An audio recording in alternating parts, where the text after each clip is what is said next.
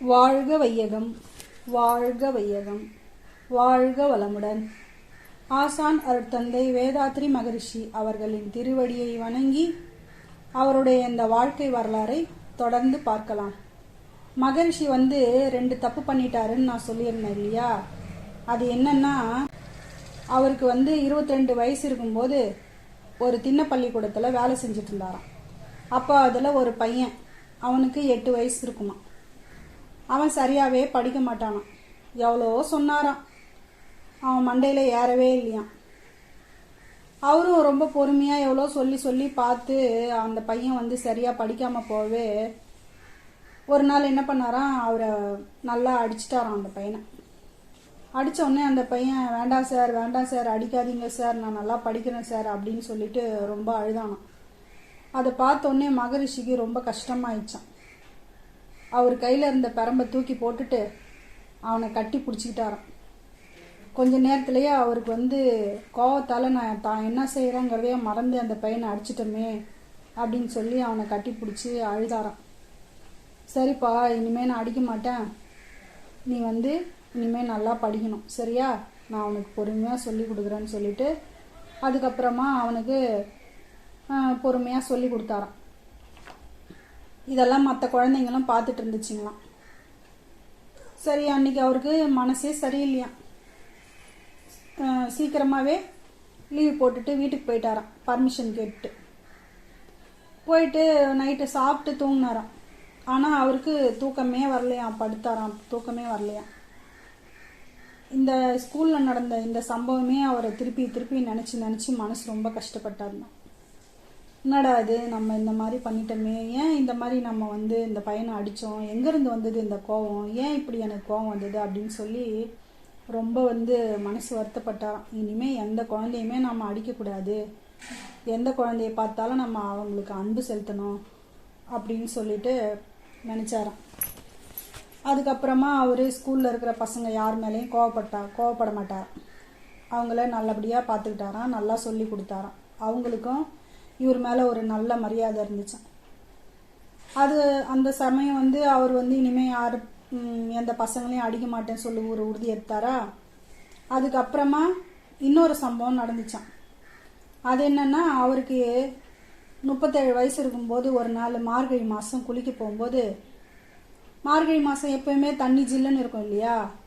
ஜில்லுன்னு தண்ணியை உடம்புல ஊற்றினாக்கா ரொம்ப குளிரும். அதனால் அவர் என்ன பண்ணுவாராம், முதல்ல கொஞ்சம் தண்ணி எடுத்து கை கால் எல்லாம் மேலே தடவுவாராம். தடவுன உடனே கொஞ்சம் அந்த குளிர் போயிடுமா. அதுக்கப்புறமா தண்ணி எடுத்து ஊற்றிக்குவாராம். அன்றைக்கும் அதேமாரி பண்ணிகிட்டு இருந்தாராம் பாருங்க. அப்போ அவங்க 2வது மனைவி அங்கே வந்தாங்களாம். என்னங்க நீங்கள் தண்ணியில் விளையாடிட்டு இருக்கீங்க அப்படின்னு சொல்லிட்டு ஒரு பக்கெட் தண்ணி எடுத்து அவர் மேலே அப்படியே ஊற்றிட்டாங்களாம். அப்படியே சுவாமிஜிக்கு ரொம்ப குளிராகி போச்சான். அவருக்கு ரொம்ப கோபம் வந்துடுச்சான். உடனே அவர் என்ன பண்ணாரா, மேலே ஊற்றினாதான் அது என்ன குளிருன்னு தெரியும் அப்படின்னு சொல்லிட்டு அவர் ஒரு பக்கெட்டியை எடுத்து தண்ணி எடுத்து அவங்க மேலே அப்படியே ஊற்றிட்டாராம். அவங்க அப்படியே சிலை மாதிரி நின்றுட்டாங்களாம். என்ன பண்ணுறதுன்னு தெரியலையாம். அதுக்கப்புறம் அவங்க கண்ணில் இருந்து தண்ணியாக தாரையாக கண்ணீர் வந்துச்சான். அப்படியே அவங்க உள்ளே ஓடி போயிட்டாங்களாம். அவங்க போன உடனே தான் மகரிஷி உடனே டக்குன்னு அவருக்கு, அடடா, நம்ம ஏன் இந்த தப்பு பண்ணோம், விழிப்பு நிலையோடு இல்லாமல் போயிட்டோமே, நமக்கு ஏன் இவ்வளோ கோபம் வருது, நம்ம மனைவி இந்த மாதிரி விளையாட்டுக்காக தானே இந்த மாதிரி செஞ்சாங்க, நான் ஏன் இவ்வளோ கோவப்பட்டேன் அப்படின்னு சொல்லிட்டு அதுக்கப்புறம் அவர் தவற உணர்ந்தாராம். சே, நம்ம பெரிய தப்பு பண்ணிட்டோம், அவள் விளையாட்டாக செஞ்சதுக்கு போய் நம்ம இந்த மாதிரி தண்ணி எடுத்து ஊற்றிட்டோமே, அவளுக்கு எவ்வளோ குளிரும் அப்படின்னு சொல்லிட்டு சரின்னு பின்னாடியே போய் அவங்கள சமாதானப்படுத்தினாராம்.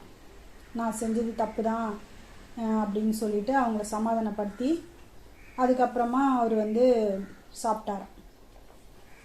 சாப்பிட்டு அவர் வேலைக்கு போயிட்டாராம். ஆனாலும் அவர் மனசுக்குள்ளே நம்ம இந்த மாதிரி எதுக்காக கோவப்படுறோம், கோவங்கிறது ரொம்ப கொடுமையான குணம் இல்லையா, இனிமேல் அந்த கோவமே நமக்கு வரக்கூடாது அப்படின்னு சொல்லி அதுக்கப்புறம் அவர் சிந்திச்சு அருகுண சீரமைப்புன்னு ஒரு பெரிய உலக நல கருத்தை உருவாக்கினாராம். அதிலிருந்து தான் தற்சோதனைன்னு ஒரு பயிற்சி உருவாக்கினாராம்.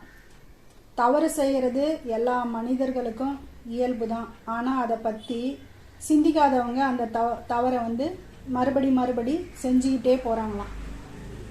ஆசை சீரமைத்தல் அப்படின்னு சொல்லி ஒரு இது இருக்கான். சிந்திக்காதவங்க அந்த தவறை மறுபடி பெருசாக்கிட்டே போகிறாங்களாம். ஆனால் சிந்தனை திறன் இருக்கிறவங்க நல்லா சிந்திச்சு இனி இந்த தவறு செய்யாமல் விழிப்போட இருக்கணும்னு, மற்றவங்களுக்கும் இது மாதிரி தவறு செய்யாது இருக்க என்ன வழின்னு சொல்லி புரிய வைக்கணும்னு சொல்கிறாரு. அவருக்கு சின்ன வயசில் ஏற்பட்ட 3 கேள்விகள். முதலாவது கேள்வி என்னன்னா, தெய்வத்தை பற்றியது. கடவுள் யார், எங்கே இருக்காரு, எப்படி இருக்காரு, அவரை எப்படி நம்ம பார்க்கறது அப்படின்னு சொல்லி ஒரு கேள்வி இருந்துச்சான். அதுக்கப்புறம் உயிர்னா என்ன, எங்கிருந்து எப்படி வந்தது, பிறக்கிறதுக்கு முன்னும் இறந்த பிறகும் உயிரின் நிலை என்ன அப்படின்னு சொல்லி 2வது கேள்வி. 3வது கேள்வி வறுமையை பற்றி.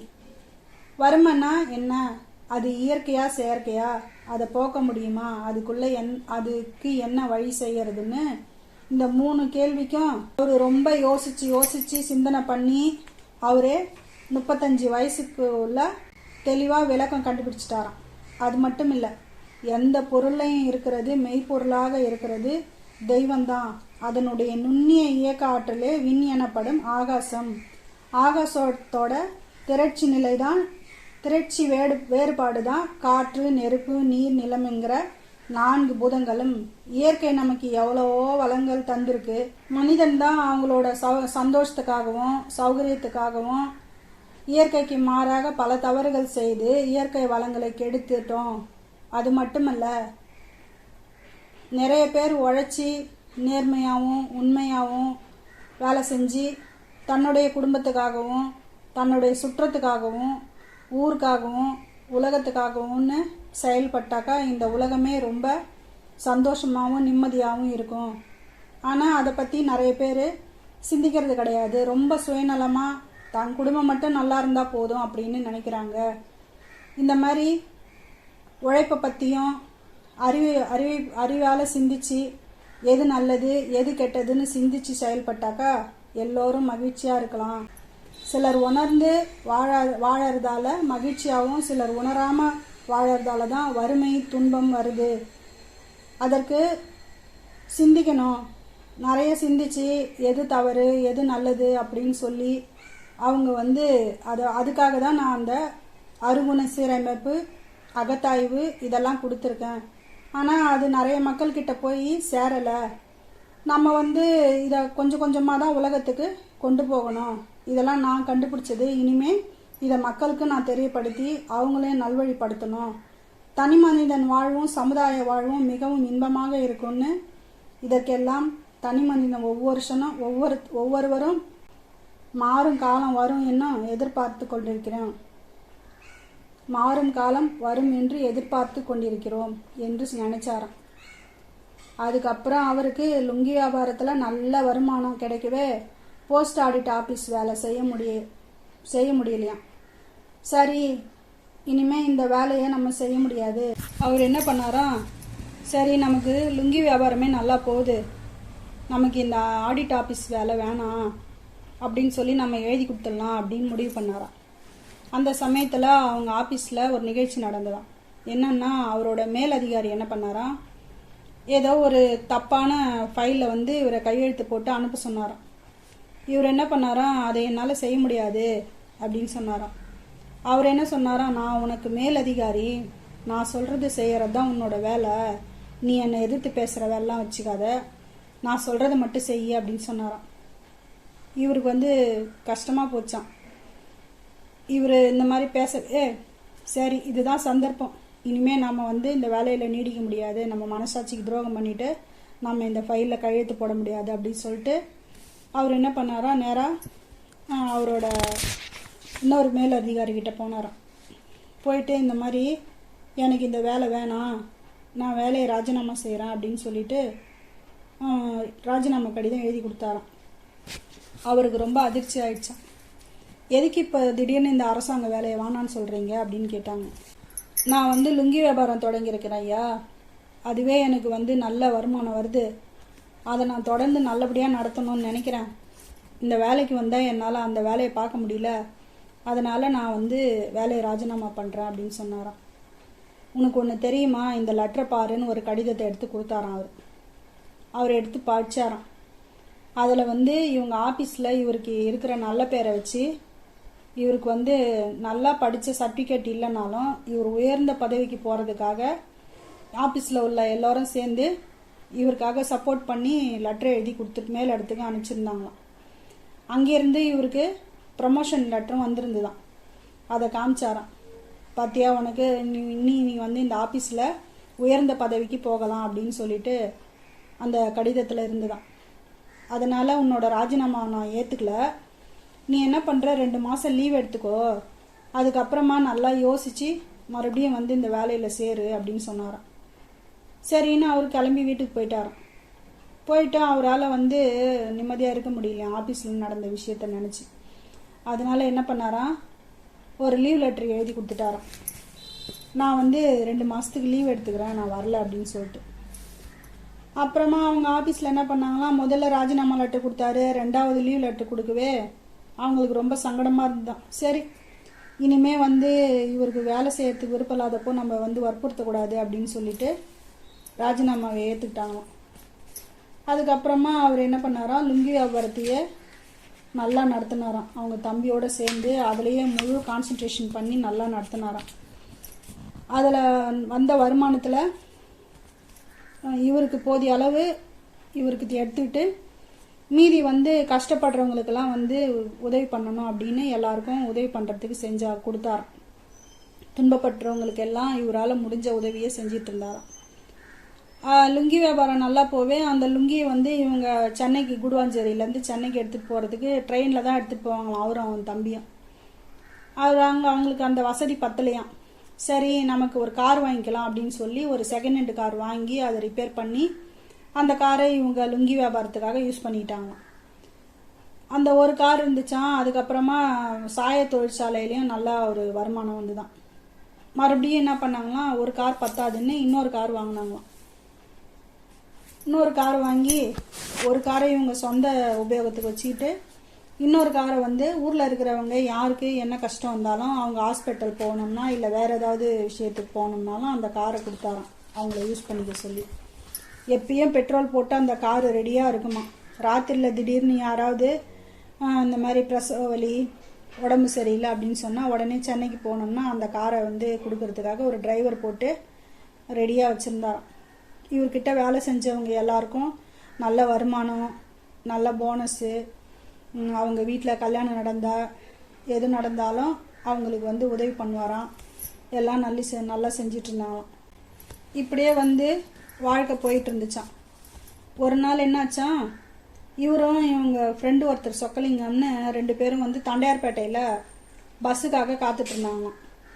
அப்போ வந்து அங்கே பஸ்ஸு கிடைக்கலையா, ரொம்ப நேரம் ஆயிடுச்சான். சரி, நம்ம வந்து பஸ்ஸு கிடைக்கல, ட்ரெயினில் போகலாம் அப்படின்னு சொல்லி யோசிச்சாங்களாம். ட்ரெயின் வந்து டைம் ஆயிடுச்சு, இந்நேரம் கிளம்பிட்டு இருக்குமே அப்படின்னு அவங்க ஃப்ரெண்டு சொன்னாராம். இல்லை அந்த வண்டி வந்து 9:30க்கெல்லாம் கிளம்பிடுமே, மணி ஆயிடுச்சு அப்படின்னு சொன்னாராம் அவங்க ஃப்ரெண்டு.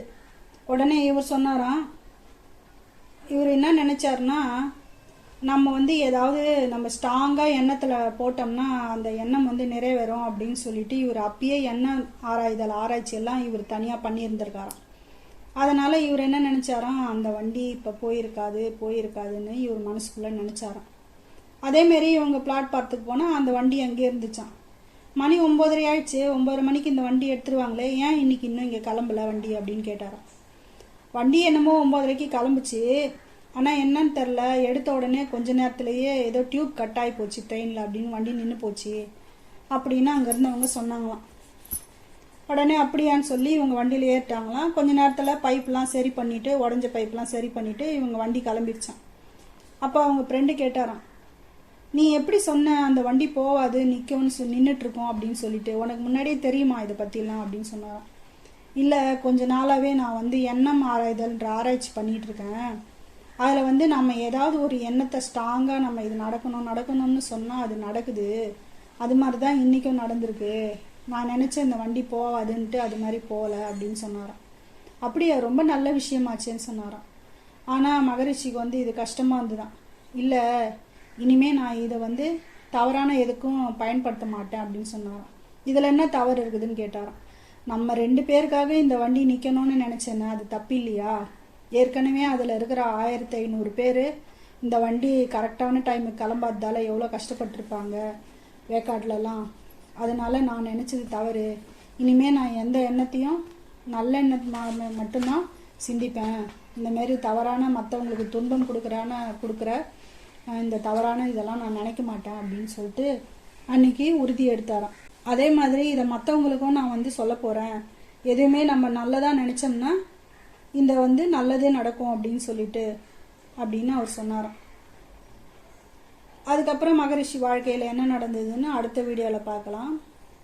வாழ்க வையகம், வாழ்க வையகம், வாழ்க வளமுடன். அருட்பேராற்றல் கருணையினால் உடல் நலம், நீலாயில் நிறை செல்வம், உயர்ப்புகள், மெய்ஞானம் ஓங்கி வாழ்க வளமுடன், வாழ்க வளமுடன், வாழ்க வளமுடன்.